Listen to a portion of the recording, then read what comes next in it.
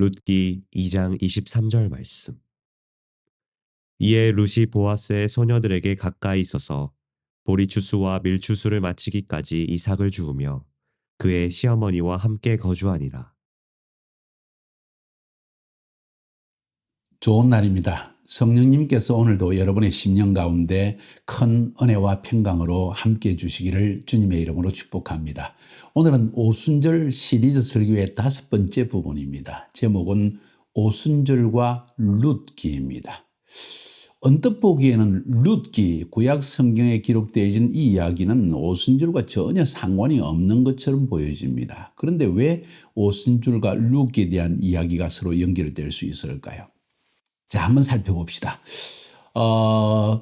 유대인들은 오순절이 시반월 6일이 되어집니다. 그러니까 아비월 혹은 니산월 14일이 6월절 행사를 하고, 그리고 출애굽을 해서 50일째 되는 날 시내산에 도착했는데 그 달이 바로 시반월 6일이었다는 것입니다. 잠깐 유대인 달력을 살펴보면 유대인은 니산월을, 그러니까 혹은 아비월, 그 달을 그 해의 첫 해로 삼아라고 하나님 말씀하셨고, 그래서 그게 첫 번째 달이고, 두 번째 달은 이야르월이라고 하고, 세 번째 달은 시반월이라고 합니다. 시반은 6일에 그들은 시내산에 도착을 했고 율법을 받게 되어집니다. 앞에서 이미 율법을 받은 날이 오순절이라는 걸 이미 언급을 했습니다. 그런데 왜 이 오순절에 룻기를 읽는가? 자, 그럼 오순절에 읽는 성경이 뭔가를 한번 우리가 살펴보면, 유대인들은 지금도 역시 오순절 절기를 지킬 때 오순절은 이틀간 지킵니다. 시반을 6일과 7일 이틀에 걸쳐서 오순절을 지키는데, 첫 번째 날인 오순절 시반월 6일에는 출애굽기 19장과 20장을 읽습니다. 왜냐하면 19장 1절에 바로 이 시반월에 그들이 시내산에 도달하였다. 그리고 모세가 하나님으로부터 이 오순절 날 샤부옷에 십계명을 받았다는 내용이 기록되어 있기 때문에 그 역사적인 자료인 출애굽기 19장 20장을 읽습니다. 그리고 그 다음 날 시반월 7일에는 룻기 1장부터 4장까지를 전체로 읽습니다. 왜 읽을까 하는 의문을 가져볼 필요가 있습니다. 앞에서 여러분에게 말씀드린 것처럼 오순절은 바로 밀추수가 시작되는 시즌이라고 말씀드렸고, 오순절이 오기까지 초실절부터 시작해서 오순절까지 50주야를 세어서 50일째 되는 날을 오순절을 지키라고 했습니다. 그러니까 초실절은 보리추수 때이고 오순절은 밀추수 때입니다. 성경을 연구하는 유대인들의 경우, 또 랍비들의 경우에 이 성경을 연구하면서 룻기 안에서 놀라운 사실을 발견합니다. 그것은 룻기의 이야기가 보리추수부터 밀추수까지에 있었던 이야기를, 매우 중요한 사실을 증거하고 있기 때문입니다. 자, 룻기 1장 22절에 보면 나오미가 모압 지방에서 그의 며느리 모압 여인 룻과 함께 돌아왔는데 그들이 보리추수 시작할 때 베들레헴에 이르렀더라. 자, 룻기 이야기 전체는 생략을 하겠습니다. 저의 룻기 강의를 한번 들어보시기를 바랍니다. 자, 나오미가 그의 며느리인 모압 여자, 이방인 여자 룻과 함께 모압 땅에서 살다가 다시 베들레헴으로 돌아온 때가 보리추수를 시작할 때다. 이방인 며느리와 함께 베들레헴으로 돌아왔는데, 이 베들레헴은 다윗의 고향이기도 합니다. 자, 거기에서 돌아온 때가 보리추수를 시작할 때였더라. 그 다음에 2장 23절에 보니까 이에 룻이 보아스의 소녀들에게 가까이 있어서 보리추수와 밀추수를 마치기까지 이삭을 주우며 그의 시어머니와 함께 거주하더라. 룻이 보아스의 밭에 가가지고, 보아스는 그 당시에 이 베들레헴에 아주 부유하고 또 이름 있는 유력한 사람이었다는 걸 알 수가 있습니다. 그 베들레헴의 장로 정도 되는 사람이 아니었는가 하는 생각이 듭니다. 자, 그때 이 룻이 베들레헴으로 돌아와서 보리추수 때도 보아스의 밭에서 이삭을 줍고 계속 이삭을 줍다가 추수가 끝나고 밀추수가 시작될 즈음에 또 거기서도 이삭을 줍기 시작했다. 그러니까 보리추수부터 밀추수 때까지 딱 오순절에 이야기가 바로 이 룻기와 연관성이 있기 때문에 유대인들은 이 룻기를 즐겨 오순절에 읽는 것입니다. 거기에 좀 더 첨가한다면 오늘 전체 내용을 위해서 룻기 4장 17절에 보니까 나중에 결국은 이 룻이 모압 여인, 이방 여인 룻이 베들레헴 출신의 보아스라고 하는 유대인과 함께 결혼을 해서 아기를 낳는데 그 아기가 바로 다윗의 정조 할아버지가 된다는 거예요. 룻기 4장 17절에 보니까 그의 이웃 여인들이 그에게 이름을 지어주되 나오미에게 아들이 태어났다 하여 그의 이름을 오벳이라 하였는데 그는 다윗의 아버지인 이새의 아버지더라. 정조 할아버지라는 거예요. 다윗의 아버지가 이새고 이새의 아버지가 오벳인데 오벳이 바로 룻과 보아스 사이에 태어났더라. 굉장히 중요한 이야기를 오늘 본문은 우리에게 들려주고 있습니다. 자, 그러면 도대체 오순절에 읽는 룻기 안에 들어있는 내용들이 뭔가, 무엇이 들어있기에 이렇게 룻기가 중요한가 하는 사실을 이미 말씀드렸지만은 중요한 성경 구절을 통해서 말씀드렸지만은 그 내용을 한번 함께 살펴보도록 합시다. 자, 이것을 알기 위해서는 어차피 룻기 전체 내용을 조금은 알아야만 할 것입니다. 유대 땅에 베들레헴 땅에 엘리멜렉이라는 남자가 있었는데 와이프의 이름은 나오미였습니다. 아들 2명이 있었는데 이 아들 2명과 함께 흉년이 들어서 할 수 없이 모압 땅에 먹고 살기 위해서 건너가게 되어집니다. 그런데 거기 건너가서 어쩌면 엘리멜렉이라는 이 남자가 나오미의 남편이 믿음이 없어가지고 이 하나님의 부르심의 땅을 떠났기 때문에 그런지 어떤지는 설명하지 않습니다. 남편 엘리멜렉도 죽고 두 아들도 결국 죽고 마납니다. 이 두 아들이 모압 여자들을 자기 아내로 얻었기 때문에 나오미에게 며느리 둘만 남았습니다. 나오미와 첫 번째 오르바라는 모압 여인 며느리와 그리고 룻이라는 이 모압 여인 며느리가 남게 됩니다. 유대인 여자 1명과 2명의 이방인 여인이 집안에 남게 되었다는 거예요. 그런데 같이 살다가 이제 베들레헴 땅에 하나님께서 은혜를 베푸셔서 이제 거기에 흉년이 사라지고 먹을 것이 있다는 이야기를 듣고 그래서 나오미가 자기 고향으로 돌아갑니다. 고향으로 돌아갈 때 나오미가 두 며느리에게 이야기합니다. 며느라리들아, 이제 내 아들 2명 다 이제 죽고 없고 내가 지금 시집을 다시 간다 할지라도 아들을 낳으면 아이고야 너희들 할머니 되겠다. 걔네들하고 같이 결혼하려면. 그러니까 그러지 말고 너희 모압 사람에게 다시 가서 결혼을 해라. 모압의 신에게 돌아가라. 그런 표현을 씁니다. 그랬더니만 이 두 며느리가 절대로 안 그러겠습니다.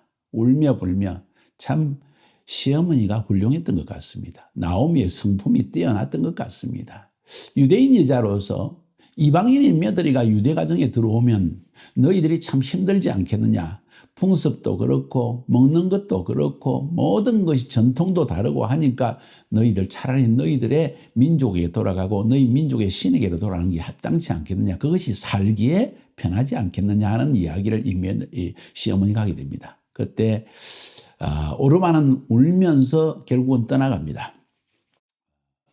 나오미와 있고 싶지만은 현실을 가만히 살펴보니까 결국 나는 내 민족에 돌아가야 되겠다, 내 신에게 돌아야겠다는 결단을 하게 되어집니다. 그러나 룻, 또 다른 한 명의 이방인 며느리였던 룻은 절대로 그럴 수 없습니다 하고 간곡하게 부탁을 합니다. 그러면서 한 이야기가 볼까요? 룻기 1장 16절 17절에 보니까 룻이 이르되 내게 어머니를 떠나며 어머니를 따르지 말고 돌아가라 강건하지 마옵소서. 어머니께서 가시는 곳에 나도 가고 어머니께서 머무시는 곳에서 나도 머물겠나이다.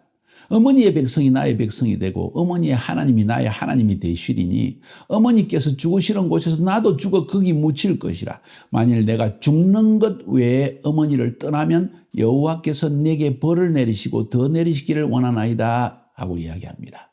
그 이야기를 듣고는 나오미도 우리 며느리가 참 대단하다. 마음의 결단을 했구나. 그래서 더 이상은 떠나라고 말을 하지 않습니다. 그렇게 해서 나오미는 며느리 이방 여인 모압 여인은 룻을 데리고 고향인 베들레헴으로 돌아옵니다. 그때가 보리 추수를 할 때쯤 되었더라. 다시 말해서 초실절 때라는 거예요. 그리고 먹을 것이 없으니까 어차피 친족 중에서 아주 유력한 보아스라는 사람의 밭에 가서 보리 이삭을 줍고 나중에 그것을 줍고 일을 하다가 밀추수가 될 때까지 50일 동안 그 밭에서 일했다는 것이지요. 오순절이 오기까지 그 보아스의 밭에서 일을 하다가 결국은 이 시어머니가 이 보아스에게 시집을 갈 수 있도록 자기 며느리가 이방 여인 룻이 시집을 갈 수 있도록 주선을 해서 결국은 나중에 놀라운 하나님의 은혜로 유대인 보아스와 나이가 어린 룻, 모함 여인, 이방인 여인이 결혼을 하게 되어집니다. 그런데 그 결혼한 사이에 태어난 아이가 바로 오벳이라는 사람이고 오벳이 이새를 낳고 이새가 다윗이라는 위대한 메시아의 상징인 왕을 낳게 되어집니다. 자, 이 이야기가 지금 룻기 전체에 적혀진 내용이기 때문에 유대인들은 오늘도 마찬가지로 전통적으로 오순절 날이 되면 오순절 첫 번째 시반 월 6일에는 출애굽기 19장 20장을 읽고 두 번째 날인 시반월 7일은 룻기 1장부터 4장까지를 쭉 읽게 되어집니다. 여기에서 우리가 볼 수 있는 건 추수하는 주인인 보아스 유대인과 추수에 참여하는 룻 이방인을 보게 되는 것이 첫 번째 부분입니다. 룻은 이방인이었습니다. 사실은 이방인인 룻이 하는 추수라는 것은 그저 거기에서 이삭이나 줍는 일이었지만은 이 이방인인 룻이 하는 일은 바로 유대인과 이방인이 하나로 합쳐지는 일을 위해서 그때의 추수를 위해서 중요한 일을 행했다는 걸 볼 수 있습니다. 나팔절부터 오순절까지 다시 말해서 이 50일 기간 동안 추수의 기간은 이방인과 유대인을 구원하는 기간이지만 특별히 그 기간에 추수는 시작되었다는 것이 중요합니다. 오순절이 시작됨으로 말미암아 이방인에 대한 본격적인 추수가 시작되었지만은 이방인과 유대인에 대한 첫 번째 추수가 시작된 것은 예수님이 부활하신 그때부터 시작되었다는 것을 성경은 우리에게 말해주고 있는 거예요.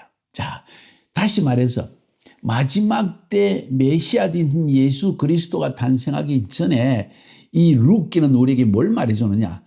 주님이 재림하시기 직전에 마지막 때 이방인 교회와 유대인 교회가 함께 연합하여서 추수를 감당하게 될 것이라는 큰 그림을 우리에게 보여주고 있기 때문에 룻기가 굉장히 중요하다는 거예요. 기억하시나요? 앞부분에서 성령을 주신 이유가 뭔가 오순절에 복음의 정인되는 능력을 주기 위해서 바로 성령을 오순절에 보여주셨다고 그랬죠. 그리고 이 성령을 받자마자 교회는 폭발적으로 성장하게 되었다 그랬죠. 한마디로 말해서 추수가 시작되었다는 것입니다. 본 추수, 가장 중요한 밀추수가 영혼의 구원의 가장 폭발적인 것은 바로 이때 시작되었다는 것을 여러분에게 이미 말씀드렸습니다. 그렇죠? 그 추수가 바로 유대인과 이방인이 함께 연합해서 하는 추수가 되어진다는 것을 성경은 우리에게 말해주고 있는 거예요.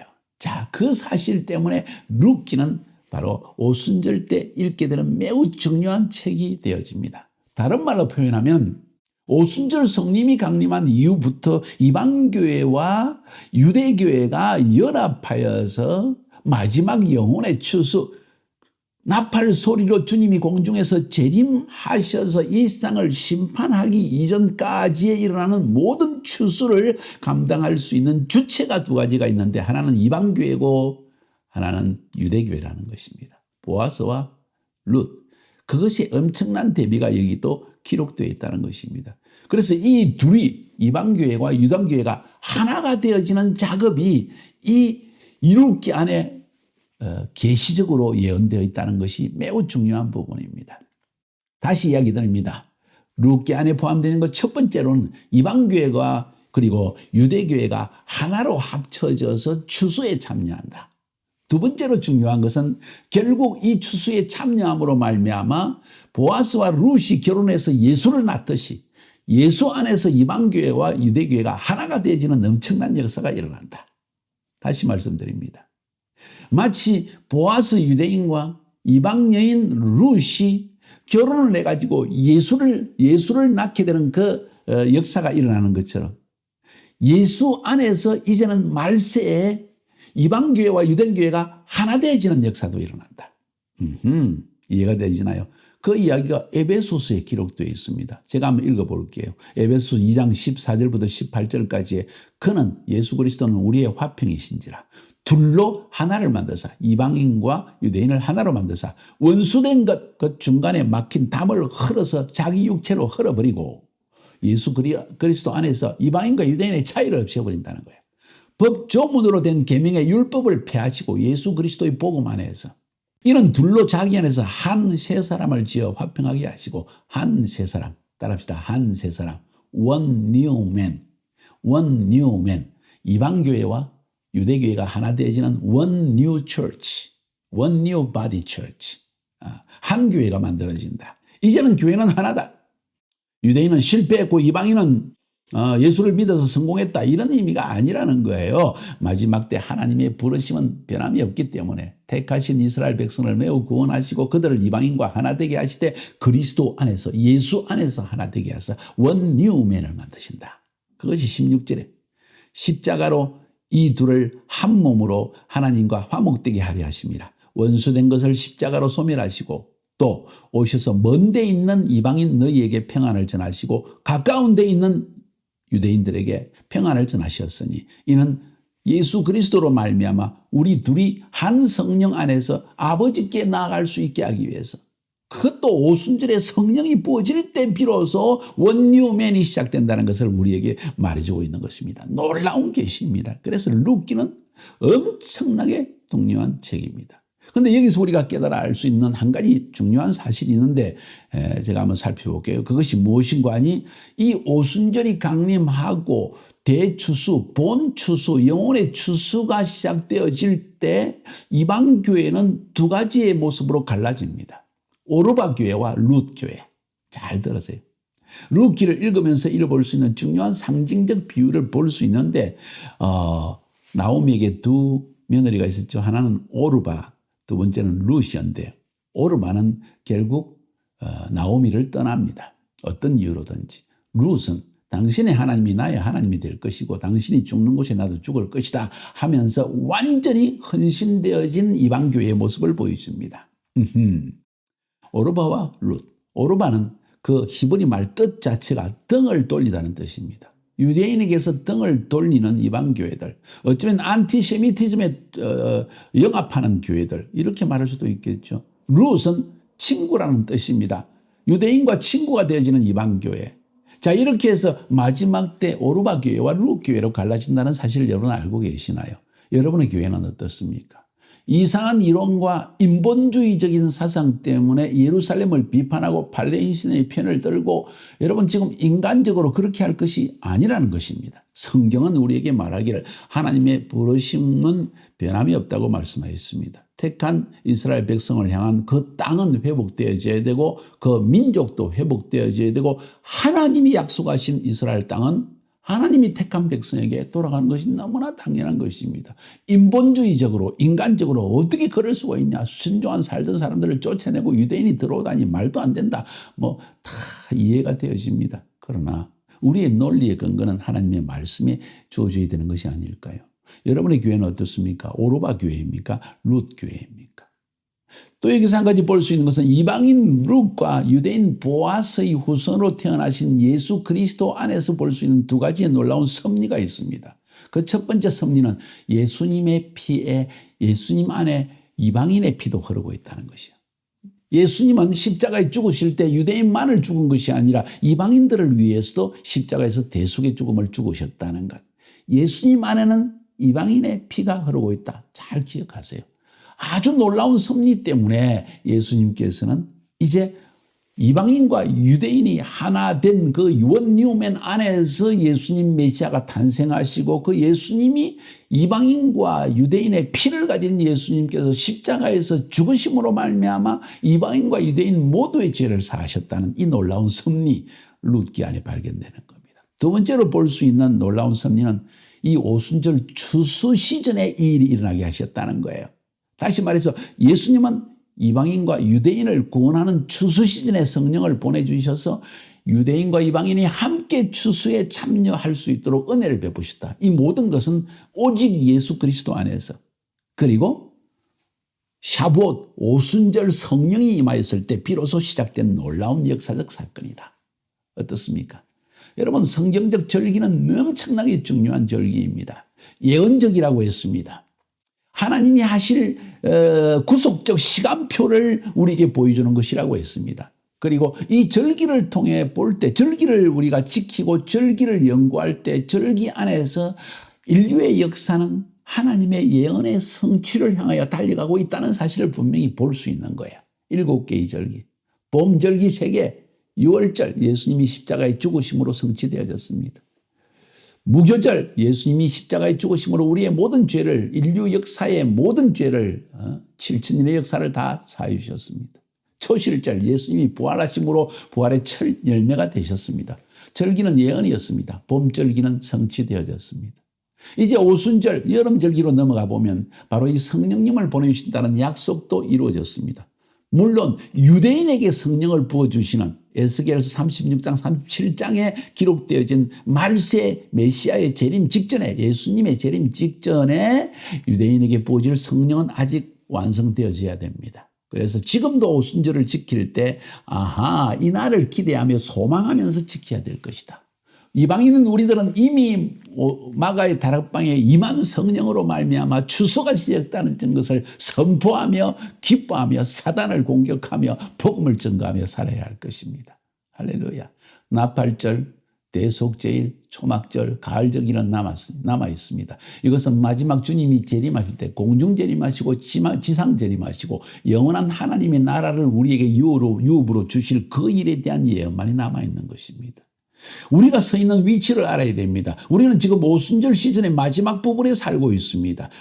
마지막 부분이라고 말하는 이유는 예수님이 재림하기 직전에 성령이 부어주실 때 오순절의 두 번째 예언, 유대인을 향한 성령 부어주심의 예언은 성취될 것이고 바로 그 다음 가을 절기의 시즌으로 넘어가기 때문입니다. 재림의 시즌이지요.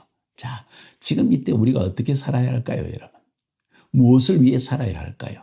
우리가 이 때와 시기를 알지 못하면 우리는 갑자기 주님이 재림하셨다고 생각할 수 있습니다. 아니요.